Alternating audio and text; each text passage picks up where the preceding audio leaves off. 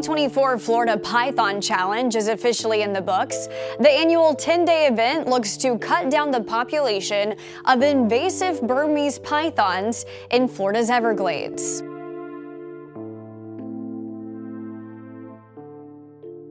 The footage shows what looks like a snowstorm made of fur. Thousands of white mice tumbling through the air, released from helicopters flying low over the sawgrass prairies of the Florida Everglades. The viral claim sweeping across social media is that wildlife officials are conducting mass animal cruelty in the name of conservation. The real picture is more complex than outrage culture allows and in some ways more necessary than anyone wants to admit. How does one of America's most protected ecosystems reach the point where the only solution involves dropping millions of live rodents from the sky into the jaws of an invasive predator that is strangling the entire food web? The drop that sparked outrage. It starts with two forces that have been colliding for decades. One of them slithers through the wetlands. The other sits in Washington's regulatory framework. And right now, in South Florida, they are creating a biological emergency that demands solutions most people find deeply uncomfortable. The U.S. Geological Survey and the National Park Service began aerial rodent deployment operations across 5,200 acres of Water Conservation Area 3A in early 2024, expanding a pilot program that had been running in limited capacity since 2021. The mice are not dropped randomly. Each one is already dead, frozen, and laced with acetaminophen at a dosage calculated to be lethal to Burmese pythons but harmless to native predators. The dosage sits at 80 milligrams per mouse, roughly the equivalent of a single extra-strength Tylenol tablet. For a python, that amount triggers liver failure within 24 to 48 hours of ingestion. For native birds of prey, mammals, and alligators that might scavenge the bait, the dosage passes through their systems with minimal impact due to fundamental differences in how their livers process the drug. The numbers behind the operation are staggering. During the 2024 deployment season, which ran from January through April when python feeding activity peaks, federal wildlife teams dropped approximately 2.3 million acetaminophen-laced mice across targeted zones within the greater Everglades ecosystem. That breaks down to roughly 442 mice per acre across the active treatment zones. The mice themselves are laboratory-bred feeder mice sourced from commercial suppliers that normally provide food stock for zoos, research facilities, and the exotic pet trade. Each mouse is humanely euthanized through CO2 asphyxiation, frozen, injected with the acetaminophen solution, and fitted with a small paper streamer that helps it fall more slowly and catch on vegetation rather than sinking immediately into standing water.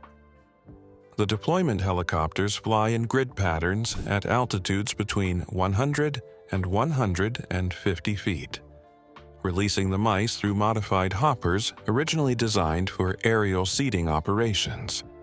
The streamers serve a dual purpose.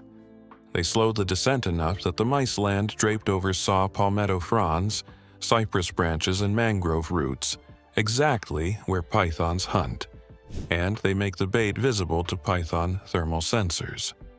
Burmese pythons hunt primarily by heat signature, but they also respond to visual movement and the specific silhouette of prey animals. A white mouse with a streamer fluttering in the breeze mimics the movement patterns that trigger a python's strike reflex. This is not a new idea stumbled upon in desperation. The acetaminophen bait concept emerged from over a decade of research into brown tree snake control methods in Guam, where an invasive snake species decimated native bird populations after arriving as stowaways on military cargo ships following World War II.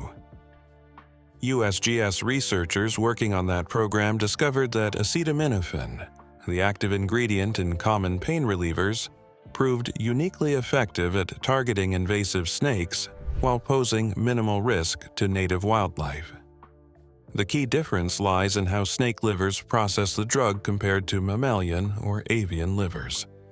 Snakes lack certain enzyme pathways that allow mammals and birds to break down acetaminophen efficiently, causing the drug to accumulate to toxic levels in snake tissue. Dr. Brian Falk, a research wildlife biologist with the USGS Fort Collins Science Center, led the team that adapted the Guam methodology for Everglades pythons. His research, published in the journal Wildlife Society Bulletin in 2023, demonstrated that the 80 milligram dose achieved a 95% mortality rate in captive Burmese pythons ranging from 6 to 12 feet in length within 72 hours of ingestion, while producing no measurable adverse effects in control groups of native Florida predators, including great blue herons, barred owls, raccoons, and American alligators exposed to the same bait. The footage that sparked the latest wave of controversy came from an approved media flight organized by the National Park Service in February 2025. CBS Miami helicopter pilot and photographer captured 4K video of the drop operation over a section of the Shark River Slough, one of the hardest-hit areas of Everglades National Park.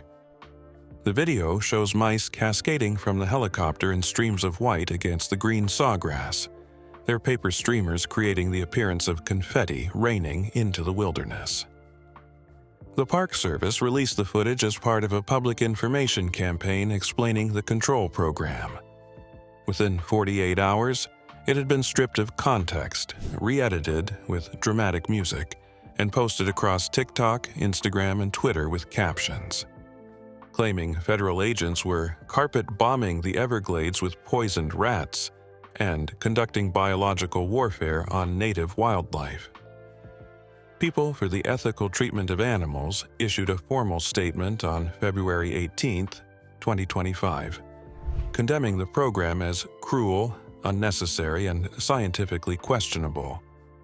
The statement, signed by PETA Senior Vice President Kathy Guillermo, called for an immediate halt to aerial bait deployment and demanded a full environmental impact review. The Humane Society of the United States followed with its own letter to Interior Secretary Deb Haaland on February 22, requesting a temporary suspension pending independent toxicology studies.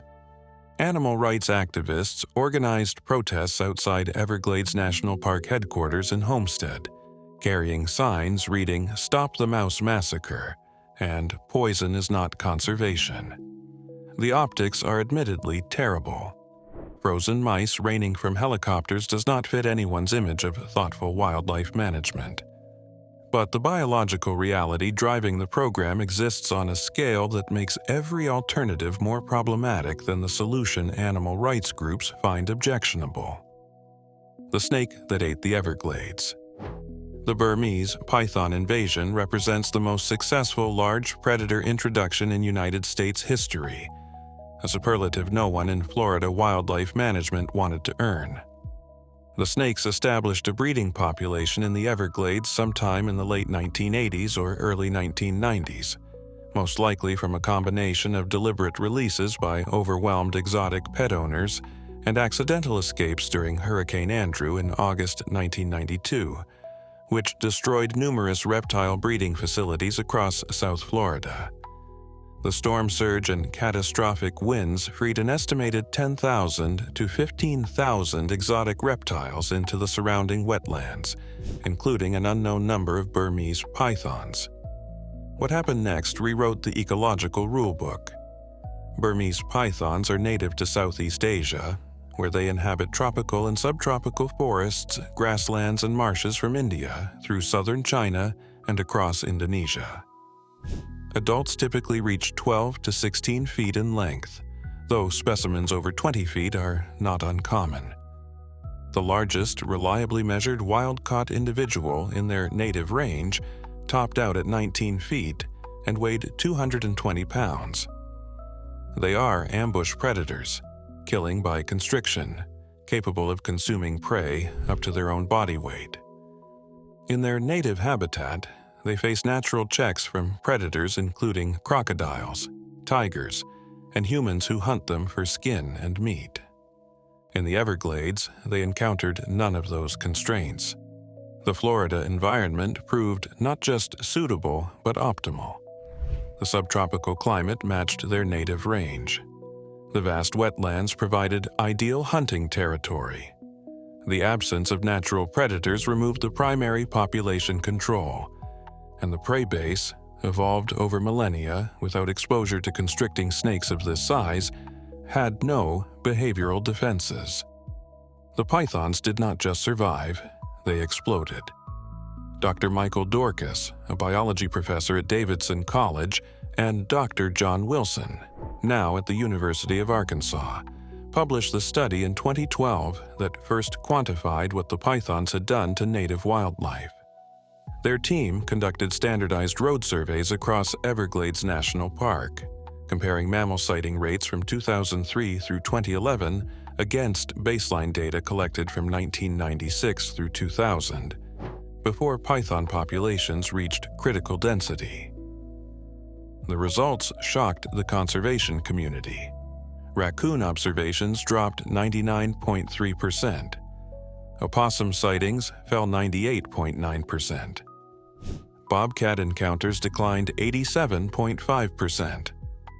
Marsh rabbits and cottontail rabbits had effectively vanished from areas of the park that once supported thousands, with sighting rates dropping over 95%. The study, published in the Proceedings of the National Academy of Sciences, included a geographic analysis showing the collapse tracked directly with python range expansion. Areas with the longest python establishment showed the most severe mammal declines. Regions where pythons had only recently arrived showed intermediate losses. Zones still beyond python range maintained normal mammal populations. The correlation was undeniable. The pythons were not just another predator in the ecosystem, they were apex predators without natural controls, consuming the prey base at rates that native predators could not match. Subsequent research has only reinforced those findings. A 2015 study by USGS researchers examining white-tailed deer.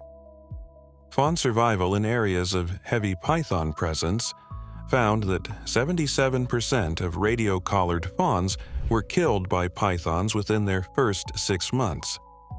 Camera trap studies conducted between 2018 and 2022 recorded 87 separate predation events, showing pythons consuming everything from wood storks and roseate spoonbills to young alligators and invasive wild hogs. One particularly disturbing sequence captured a 14-foot python consuming an adult deer weighing an estimated 75 pounds over a 36-hour period. The current python population estimate sits somewhere between 100,000 and 300,000 individuals distributed across approximately 1,500 square miles of South Florida, concentrated in Everglades National Park, Big Cypress National Preserve, and the surrounding water conservation areas. The wide range reflects the fundamental difficulty of surveying cryptic predators in dense subtropical wetlands. Pythons are extraordinarily difficult to detect. They are primarily nocturnal, spend much of their time underwater or buried in vegetation, and possess thermal camouflage that makes them nearly invisible to infrared cameras. Standard wildlife survey methods fail completely. Wildlife officials have tried everything. The Florida Fish and Wildlife Conservation Commission has run an annual python challenge since 2013, recruiting hundreds of hunters to scour the Everglades for a cash bounty. The 2024 competition drew 857 registered participants hunting for 10 days across public lands. They removed 209 pythons. That represents less than 0.1% of the estimated population. And biological modeling suggests pythons reproduce fast enough that even removing 10,000 per year would not halt population growth. The state maintains a network of approximately 50 contracted python removal specialists who hunt year-round using specially trained detection dogs and radio telemetry. Those specialists, who work primarily at night using spotlights and infrared scopes, removed 8,354 pythons in 2024. It is an impressive number representing thousands of hours of dangerous work in remote wetlands. It barely dents the breeding population. Researchers have experimented with Judas snakes, surgically implanting radio transmitters in captured male pythons and releasing them to lead biologists to breeding aggregations.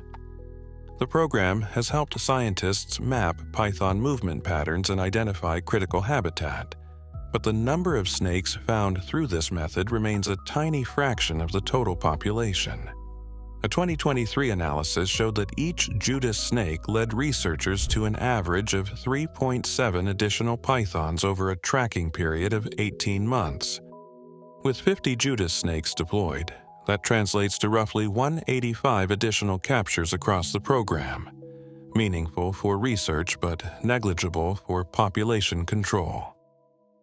The University of Florida launched a trial program using drones equipped with thermal imaging cameras capable of detecting python heat signatures against cooler water and vegetation. Initial results showed promise, with drones identifying pythons that human observers missed during ground surveys. But the technology runs into hard limits of scale. The active python range covers over 1,500 square miles of wetlands. A single drone can effectively survey approximately 15 acres per hour under ideal conditions. At that rate, surveying the entire python range would require over 15,000 flight hours per survey cycle, not counting the time needed to mobilize ground teams to the locations identified by the drones. Every conventional approach hits the same wall. The Everglades are too vast, the pythons too cryptic, and the reproductive rate too high for hunting-based removal to function as anything more than a public relations exercise.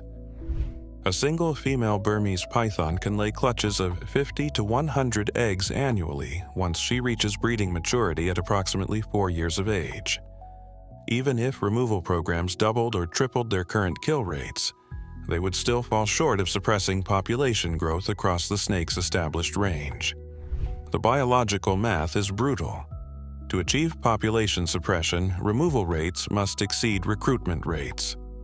Current removal efforts take out roughly 10,000 to 12,000 pythons annually through all programs combined.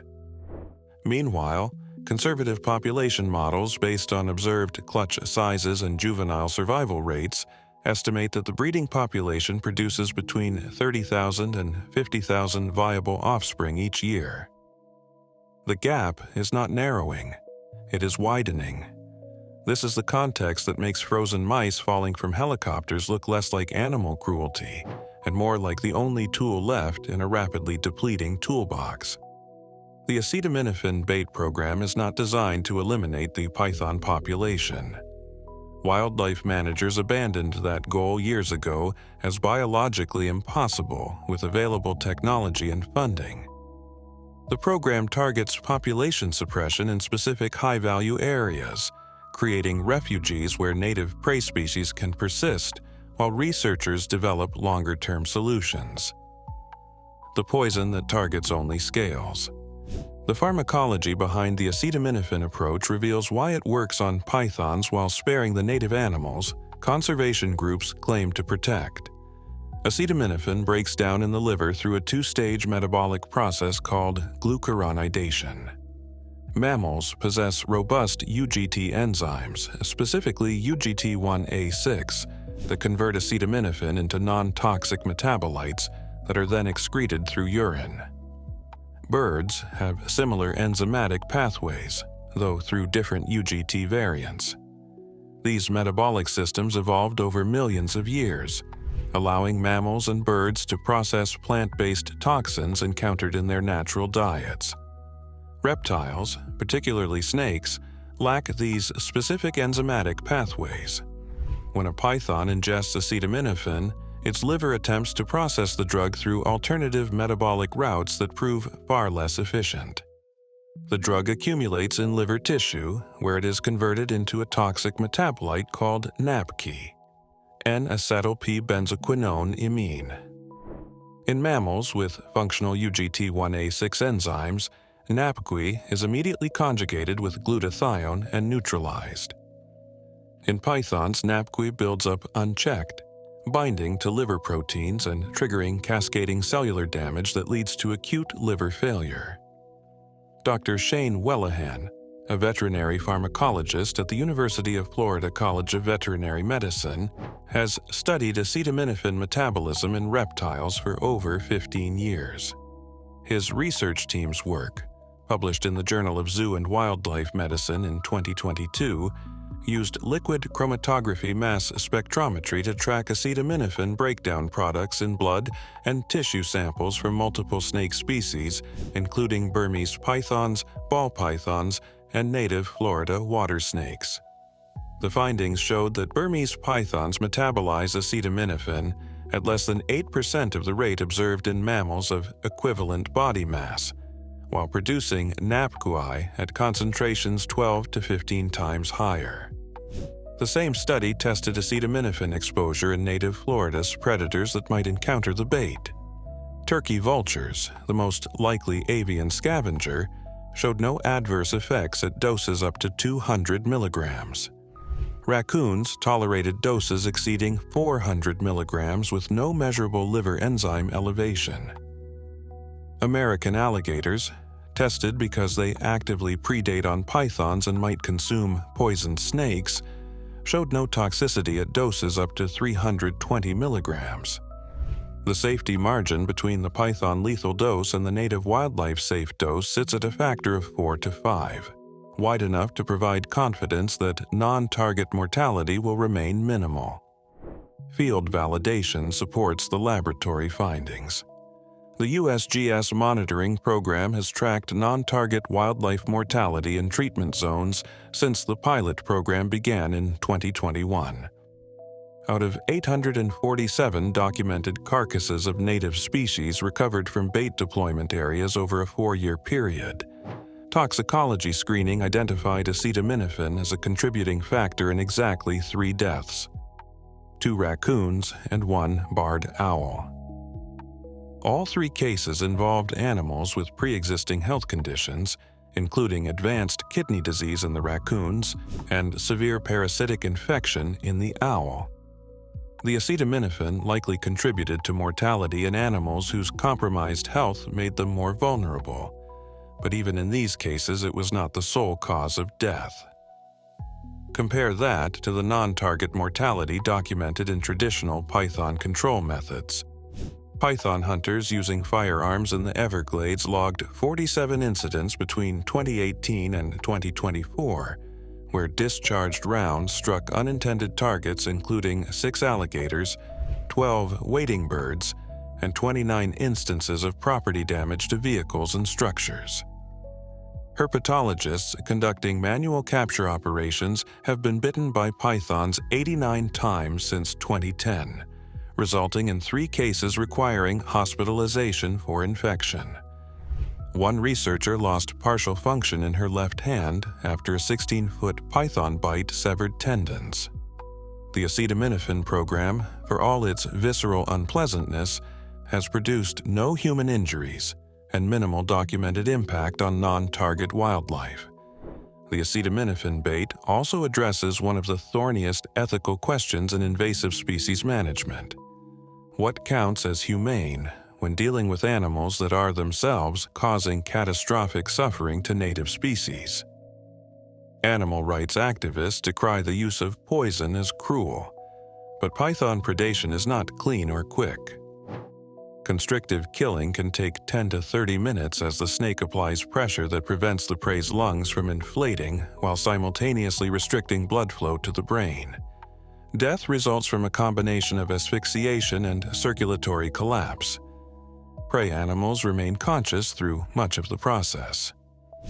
Dr. Laura Smith, a wildlife veterinarian specializing in reptile medicine at the University of Florida, conducted field necropsies on acetaminophen-exposed pythons recovered by removal specialists who identified and tracked snakes after bait deployments.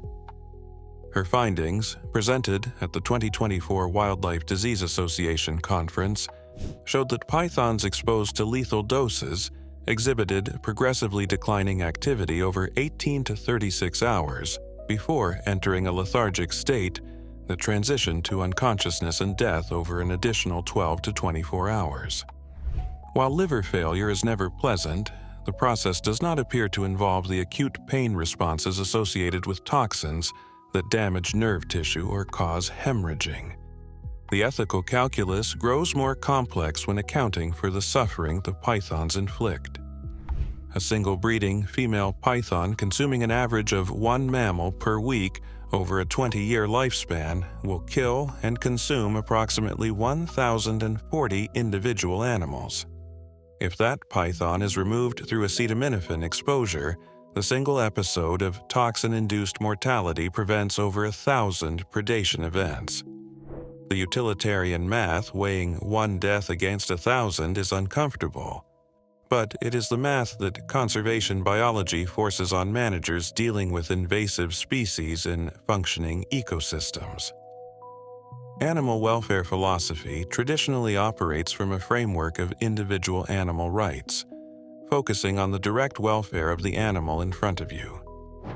Conservation biology operates from a framework of ecosystem function, focusing on the collective welfare of populations and the stability of ecological relationships. These frameworks come into direct conflict when invasive species management requires causing harm to individual animals to preserve ecosystem integrity. The Everglades python situation sits at the sharpest edge of that conflict. The National Park Service addressed the ethical questions in a 78-page environmental assessment released in November 2023 before expanding the acetaminophen program. The document acknowledged that the bait deployment causes mortality in individual pythons through a process that, while not involving acute trauma, does cause organ failure over a period of days. It also noted that allowing the python population to continue unchecked causes ongoing, widespread mortality in native species across multiple trophic levels, fundamentally altering ecosystem structure in ways that may prove irreversible within any timeframe relevant to current conservation goals. The assessment concluded that the acetaminophen program represents the least harmful option among available alternatives when ecological harm is weighted alongside individual animal welfare. It is not a satisfying answer. It is the answer that the biological reality of South Florida's wetlands forces on anyone tasked with managing them. The ecosystem unraveling in real time. Doing nothing about invasive pythons in the Everglades National Park is causing serious damage that goes far beyond the animals they directly eat. These snakes are disrupting the entire ecosystem, creating a chain reaction that affects birds, mammals, plants, and even humans.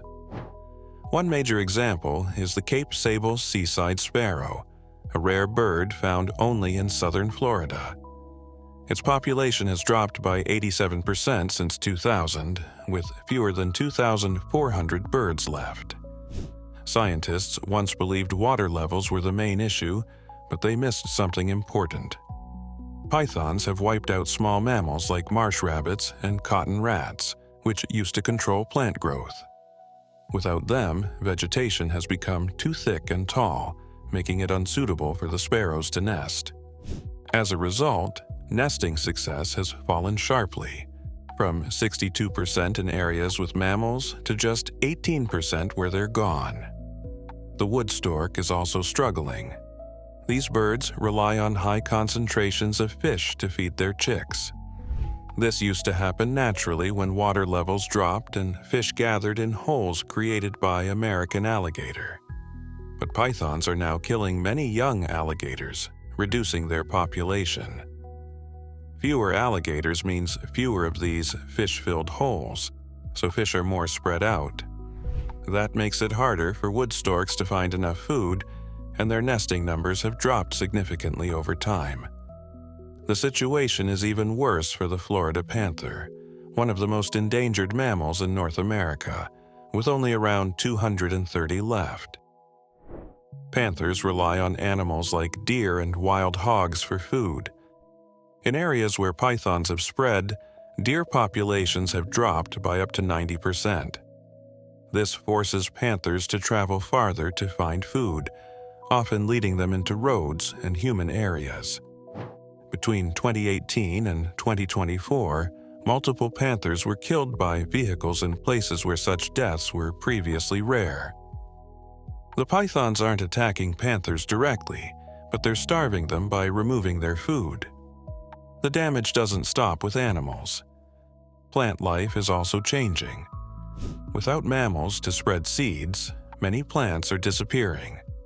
Species like gumbo limbo and wild tamarind are struggling to grow because the animals that once helped them reproduce are gone. In just 5 years, plant diversity has dropped by 23% in areas with high python populations. The ecosystem is becoming less varied and more fragile. This kind of chain reaction is known as a trophic cascade, when one change at the top affects everything below. In this case, pythons have removed key mid-level animals, breaking the balance of the entire food web.